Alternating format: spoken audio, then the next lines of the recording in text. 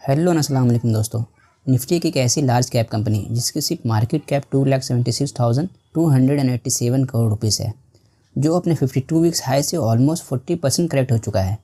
तो क्या हमें इस शेयर को ख़रीदना चाहिए? दोस्तों, मैं यहाँ पर जो वीडियो बनाता हूँ एजुकेशनल पर्पज़ के लिए बनाता हूँ। मैं कोई बाय या सेल रिकमेंडेशन आपको नहीं बता रहा हूँ, लेकिन हाँ, मैं एनालिसिस करता हूँ ताकि आप भी सीखें और फर्दर आप भी एनालाइज करें इस शेयर को। तो दोस्तों, जो इतना बड़ा करेक्शन हुआ, तो जो इसके पीछे जो रीज़न है, जो फैक्टर है, क्या वो वाकई ऐसा फैक्टर है जो इसे कंपनी को या उसके प्राइस को और नीचे ले जा सकता है? या अभी जो इतना बड़ा करेक्शन हुआ है इस शेयर में, तो क्या ये शेयर जो है ये अंडर वैल्यूड में आया है या ओवर वैल्यूड है? तो उन सब को लेकर मैं यहाँ पे बात करने जा रहा हूँ। दोस्तों, प्लीज़ मेरे इस एनालिसिस के बदले मैं आपसे चाहता हूँ कि मेरे वीडियो को लाइक करें, और अगर आप पहली बार इस चैनल पे आए हैं तो प्लीज़ चैनल को सब्सक्राइब करें। तो दोस्तों, जो शेयर है, इस शेयर का नाम है टाटा मोटर्स।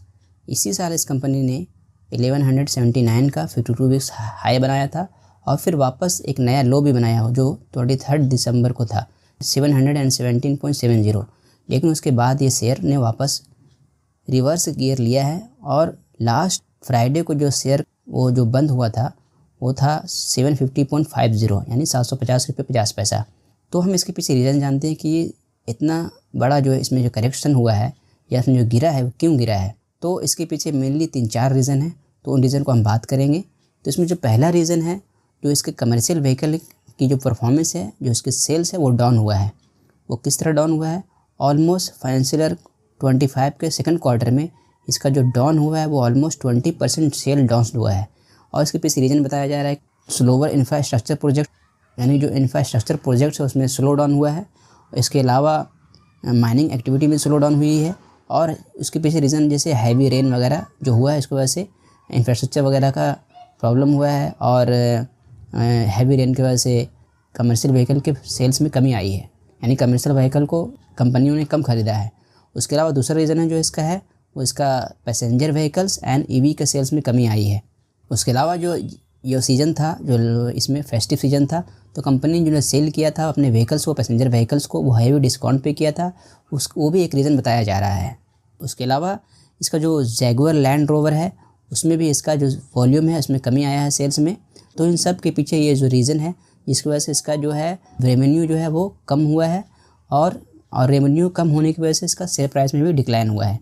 लेकिन हम इसको नंबर के ज़रिए हम देखते हैं कि कितना कम हुआ है, क्या वो कंसिडरेबल है। हालांकि ये कंपनी जो है पिछले ही फाइनेंशियल ईयर में टर्न अराउंड हुई थी। इससे पहले लगातार 3 साल तक ये कंपनी लॉस खा रही थी। तो कंपनी ने एक मैसिव रिटर्न दिया था पिछले साल में, पिछले फाइनेंशियल ईयर में, और इसके बाद लगातार क्वार्टर में भी। लेकिन ये सेकंड क्वार्टर जो था वो काफ़ी ख़राब रहा कंपनी का। उसके लिए मैंने यहाँ पर नंबर्स लाया है और इसकी फाइनेंशियल क्वार्टर को मैंने यहाँ पर दिखाया है। तो यहाँ से हम देखते हैं, तो यहाँ पर आप देखिएगा कि जो सितंबर 2023 में जो था इसका जो सेल्स था वो 1,05,129 करोड़ का सेल था, जो कि घटकर 1,01,450 करोड़ का हो गया। यानी ऑलमोस्ट कितनी ही कमी हुई इसकी रेवेन्यू में? 4% की। इसके ऑपरेटिंग प्रॉफिट में कितना कमी हुआ? 13% का। और इसका प्रॉफिट बिफोर टैक्स में 5% का, और नेट प्रॉफिट में 11% का कमी हुआ है। इसी तरह इसकी अर्निंग पर शेयर भी घट गई है 25% से, सेम क्वार्टर के पिछले फाइनेंशियल ईयर के हिसाब से। तो दोस्तों, सिर्फ क्या यही एक रीज़न है इसका शेयर प्राइस डाउन होने का? नहीं दोस्तों, एक और रीज़न जो हमें देखने को मिल रहा है वो इसका प्रोमोटर होल्डिंग। अगर हम इसको यहाँ से देखते हैं, मैंने यहाँ पे प्रोमोटर होल्डिंग को दिखाया है, तो सितंबर 23 में जो इसका प्रोमोटर होल्डिंग था वो था 46.38%। लेकिन आप देखिएगा कि सितंबर 24 में जो इसका प्रोमोटर होल्डिंग है वो 42.58% है। कितना घटा है ये? 3.80% से घटा है।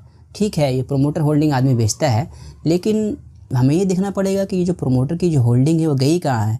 अगर इसको म्यूचुअल फंड खरीदता है, डोमेस्टिक इंस्टीट्यूशन खरीदता है, या फॉरेन इंस्टीट्यूशन खरीदता है, तो ये एक अच्छा संकेत है। लेकिन अगर ये प्रोमोटर होल्डिंग रिटेलर के हाथ में जाता है तो ये एक नेगेटिव इम्पैक्ट माना जाता है। क्योंकि आप देखिएगा किसी भी कंपनी के अंदर अगर प्रोमोटर होल्डिंग बिक रहा है और लगातार गिरते जा रहा है और उसमें रिटेलर भरते जा रहे हैं, तो एक बुरा इंडिकेशन है उस कंपनी के लिए। तो इसके वजह से भी ये शेयर प्राइस इस कंपनी का बहुत ज़्यादा गिरा था।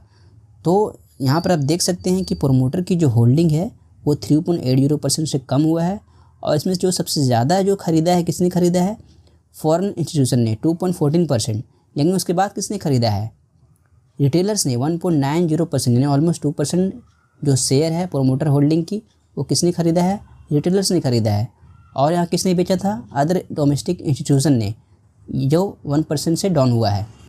तो ये एक रीज़न हो सकता है प्रोमोटर की होल्डिंग जो घटी है, वो जो घट के कहाँ गया है? रिटेलर के पास। कोई म्यूचुअल फंड या फिर डोमेस्टिक इंस्टीट्यूशन के पास नहीं गया है, डोमेस्टिक इंस्टीट्यूशन भी घटा है। तो ये एक रीज़न हो सकता है और कंपनी का जो शेयर प्राइस इतना डाउन हुआ है। लेकिन इन सब के बावजूद हम यहाँ पर ये देखने की कोशिश करेंगे कि क्या कंपनी की फाइनेंशियल हेल्थ में कोई प्रॉब्लम है, यानी आने वाला जो क्वार्टर है उसमें भी अगर कंपनी का रेवेन्यू डाउन हुआ, प्रॉफिट डाउन हुआ, तो क्या अपने डेट को, मतलब डेट की जो इंटरेस्ट कॉस्ट है, क्या उसको पूरा कर पाएगा? क्योंकि कंपनी के पास मैसिव डेट है। अगर हम फाइनेंशियल हेल्थ की बात करें तो कंपनी के पास जो अभी जो डेट है सितंबर 2024 तक, वो 97,260 करोड़ रुपीज़ का डेट है। तो अब यहाँ पर डेट टू इक्विटी रेशियो देखते हैं कितना है, वो 0.87। डेट टू इक्विटी रेशियो सबको क्या समझ में आता है कि हर 1 रुपया की इक्विटी के पीछे 0.87 पैसा डेट है। यानी आज अगर कंपनी अपने सारे शेयर को बेच देती है तो उसके पास हर एक शेयर के बदले कितने रुपये उसको मिलेंगे? 23 पैसे। यानी कि उसका जो कंपनी का बैलेंस शीट में जो वैल्यू है इसका नेटवर्थ की, उसमें सिर्फ हर एक इक्विटी के बदले 87 पैसा डेट पड़ा हुआ है। यानी कि दूसरे को डेट देना होगा, इतना पैसा देना होगा, तब उसके पास बचेगा कितना? 23 पैसा। तो डेट तो बहुत ज़्यादा है। लेकिन क्या ये डेट इससे पहले कम था या ज़्यादा था? तो उससे पहले हम देखते हैं कि जून 2022 में जो था वो उससे ज़्यादा, बहुत ज़्यादा डेट था। वो डेट था 0.95। तो कंपनी ने अपने डेट को कम किया है। लेकिन क्या ये डेट जो इतना ज़्यादा डेट है 97,260 करोड़ रुपीज़ का, तो क्या ये इसको फर्दर इम्पैक्ट कर सकता है?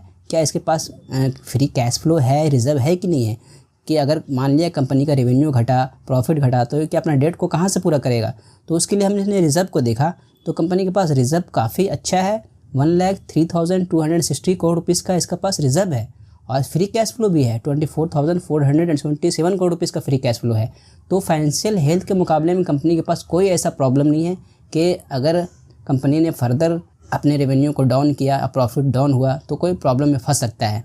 लेकिन फिर भी मैं आपको मैंने बताया था कि हम कंपनी की वैल्यूएशन देखेंगे कि अभी जो इतना डाउन हुआ है, तो डाउन होने के बावजूद क्या कंपनी अपने अंडर वैल्यूड पोजीशन पे आया है या अभी भी ओवर वैल्यूड है?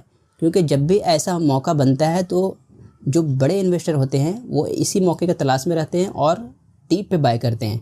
लेकिन रिटेल इन्वेस्टर क्या करते हैं? वो डर के मारे निकल जाते हैं क्योंकि उन्हें वैल्यूएशन आता नहीं है। तो यहाँ पे वैल्यूएशन के हिसाब से हम 2 मैट्रिक्स से हम इसमें नापेंगे, एक प्राइस टू अर्निंग रेशियो के हिसाब से और एक DCF और रिलेटिव वैल्यूएशन के हिसाब से, कि उसके हिसाब से ये कंपनी का जो शेयर प्राइस है वो कितना ओवर वैल्यूड है या अंडर वैल्यूड है। तो हम यहाँ पे यूजिंग PE मेथड के जरिए हम देखते हैं तो कंपनी का जो PE रेशियो अभी है वो 8.30 है। कंपनी की जो पेयर्स है उनकी जो PE रेशियो है, जैसे यहाँ पे मैंने लाया है बजाज ऑटो लिमिटेड जिसकी PE रेशियो 33.80 है। इसी तरह महिंद्रा एंड महिंद्रा की 28.60, मारुति सुजुकी की 24.50, हुंडई मोटर्स की 24.4 और अशोक लेलैंड की 24.6। अगर इसकी एवरेज निकालते हैं तो 27.18 और हमारी PE कितनी है इस कंपनी की? 8.30। यानी PE के हिसाब से भी अंडर वैल्यूड है। अगर इंडस्ट्री PE की बात करें तो कितनी है? 21.26। तो इंडस्ट्री PE के हिसाब से भी हम इस शेयर को अंडर वैल्यूड देख रहे हैं। ये तो रहा PE रेशियो का। PE रेशियो के हिसाब से क्या है? कंपनी अंडर वैल्यूड है। लेकिन अब हम इसको देखते हैं DCF मेथड के हिसाब से। तो DCF मेथड के हिसाब से इसका जो वैल्यूएशन निकलता है वो 983 रुपीज़ निकलता है शेयर का, और रिलेटिव वैल्यूएशन मेथड के हिसाब से 1610 रुपये।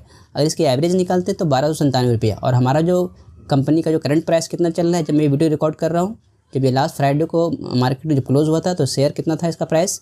इसका था 750.50। तो अभी मैं इसमें देखता हूँ या निकालता हूँ तो कितना डिस्काउंट मिल रहा है? 42%। यानी कंपनी जो शेयर प्राइस अभी चल रहा है कितना डिस्काउंट पे चल रहा है? 42% डिस्काउंट पे चल रहा है। तो अभी ये हमें शेयर कितना मिल रहा है? 42% डिस्काउंट में। तो मैंने आपको यहाँ पे बताया कि कंपनी का जो फॉल हुआ है वो क्या रीज़न था, कोई बड़ा रीज़न नहीं है। वो आगे जाके ज़रूर इम्प्रूव करेगा कंपनी का, क्योंकि बहुत सारे रीज़न था हमारे यहाँ पे कंपनी का सेल्स डाउन होने का और EV की जो मार्केट की वैल्यू जो बढ़ रही है, और आगे जाके ये कंपनी आगे बढ़ेगा ही बढ़ेगा, अपना सेल बढ़ाएगा ही बढ़ाएगा। क्योंकि आप देख सकते हैं एक टाइम पे ये कंपनी नेगेटिव प्रॉफिट दे रहा था, लेकिन आज ये पॉजिटिव में हुआ और मैसिव रिटर्न दिया। तो वाकई में 717 जो 52 वीक्स लो बनाया था वहाँ से इन्होंने तो रिवर्स कर लिया। और रिवर्स होने का रीज़न क्या था? क्योंकि उसके पीछे जो डैम कैपिटल उसने बताया कि कंपनी का जो टारगेट प्राइस है वो 870 रुपये है। यानी कि कंपनी अभी एक फेवरेबल पोजीशन पे है, ना रिस्क ज़्यादा है ना रिवॉर्ड ज़्यादा है। तो यहाँ से एक फर्दर इस न्यूज़ के बाद लोगों ने और शेयर और बहुत सारे इन्वेस्टर ने खरीदना शुरू किया और ये शेयर जो बंद हुआ 750.50 पे बंद हुआ, तो इसकी वजह से शेयर प्राइस में उछाल आया है। लेकिन इन सब के बावजूद अगर मैं यहाँ पे इस शेयर के चार्ट में देखता हूँ तो जितना भी जो मूविंग एवरेज है, चाहे वो 200 का मूविंग एवरेज हो, 51 का मूविंग एवरेज हो या फिर 100 का मूविंग एवरेज हो, सब के नीचे चल रहा है। और एक बड़ा जो रेजिस्टेंस लेवल मुझे दिख रहा है वो दिख रहा है 815 रुपये 28 पैसा। अगर इसको तोड़ देता है ये, तो ये शेयर ऊपर जाएगा ही जाएगा। लेकिन उससे पहले मुझे लगता है कि फिर करेक्शन होगा, मुझे ऐसा लगता है, क्योंकि कंपनी अभी जो इंडिया की जो पोजीशन है वो सही नहीं है शेयर मार्केट की। क्योंकि फेड रिज़र्व का कहना है कि आने वाले जो फाइनेंशियल ईयर में जो है जिसको जो हमारे इन्वेस्टर वो एक्सपेक्ट कर रहे थे कि 2 या 3 बार फेड रेट कट करेगा, लेकिन वो प्रोजेक्शन लगाया जा रहा है कि सिर्फ एक बार ही रेट कट करेगा। तो उसके वजह से फर्दर मार्केट में एक इम्पैक्ट आ सकता है, जिसकी वजह से वापस यहाँ से शेयर गिर सकता है। तो मुझे लगता है कि इस शेयर को हमें अपने वॉच लिस्ट में डालना चाहिए और इसको देखना चाहिए। कब तक देखना चाहिए? इसके 3rd क्वार्टर के रिज़ल्ट तक और आने वाले जो बजट है फरवरी का उस वक्त तक। तो दोस्तों ये था एक छोटा सा एनालिसिस जिसको मैंने किया। इस एनालिसिस के जरिए मैं आपसे चाहता हूँ कि प्लीज़ मेरे इस वीडियो को लाइक करें और मेरे चैनल को सब्सक्राइब करें। थैंक यू दोस्तों।